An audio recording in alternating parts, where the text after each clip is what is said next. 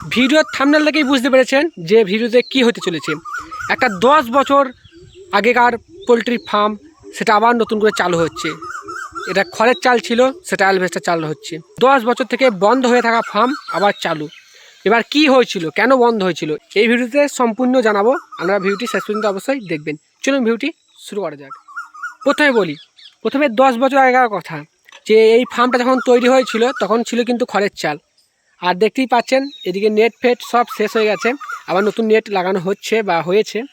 তো প্রথমে যখন হয়েছিল তখন 2-1 লট পরই কিন্তু ফার্মটা ঝড়ে পড়ে যায় আর অনেক ক্ষয়ক্ষতি হয়ে যায়। আর সেই মুহূর্তে ফার্ম তৈরি করার পর সেই ফার্ম আর ঠিক করার সামর্থ্য সেই পোলট্রি চাষির ছিল না।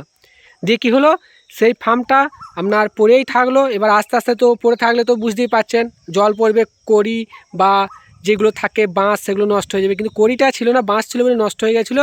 দিয়ে তারপর সে বাইরে কাজে চলে যায়। এবার 10 বছর পর ফিরে এসে আবার নতুন করে সেই ফার্ম শুরু হয়ে যায়। আপনারা চ্যানেলটিকে সাবস্ক্রাইব করে রাখবেন। এই 10 বছর পুরনো ফার্ম আবার চালু হওয়ার পর কী ইনকাম হচ্ছে আপনারা অবশ্যই সেই ভিডিও পাবেন।